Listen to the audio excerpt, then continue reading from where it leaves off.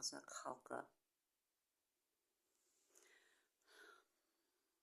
саяси күрескерлерге бостандық, азаттық,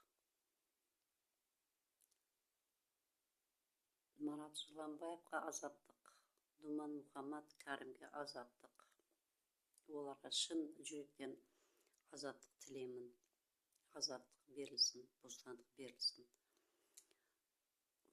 Қорлау соншалықты дәрежеде болады ма? 180 градуске деуір қорлау, қинау. Сендердің де бала-шағаларың бар шығар. Сендердің де бала-шағаларың бар. Сендер ұрлап, жырлап, тоймай жатқан болсаңдар, сендерден қалған балдар да тоймайды. Ұрлап, қамап, тонап, елдің балдарын қинап, түрмеханаға тығып, оларды қинап. Сендердің балдарың да тоймайды. Келешектегі ұрпақтарың да тоймайды. Неберлерің да тоймайды. Сендерден көрген тәрбие балдарыңа, ұрпақтарыңа, балдарыңа, неберлеріңе өтеді. Олар да құд осы тірлікті жалғастырады. Себебі ұрықтарыңда осындай тоймайтын ашкөздік тонайтын, талайтын, қанайтын ұрпақтарың да бар. Осылай істейсіңдер. Біздің әзір балдарымызды ұрлап жатқан болсаңдар, байлығын тонап жатқан болсаңдар, келешекте сендердің балдарың да, неберлерің де құд сол тірлікті істейді.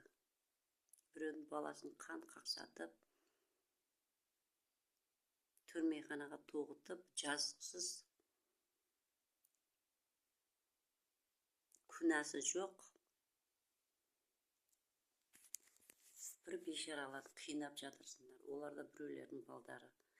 Сендердің де балдарыңды осылай күнге түседі. Асықпай тұрсыңдар, балдарың болмаса, неберелерің осылай күнге түседі. Марат Жыланбаевты, Думан Мұхаммад Кәрімді, қыз әйелдерді түрмеге қамап қойып, қинап оларды, бала-шағасынан айырып, отанынан айырып, қинап жатырсыңдар. Терме-тезек келер кезек деген.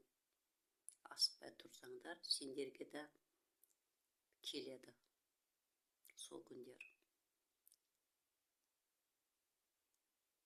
Азаттық.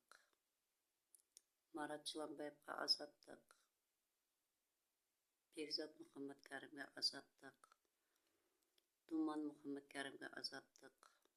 Бекзат Мақсұтқан ұлына азаттық. Нәзипа Мақсұтқан қызына азаттық.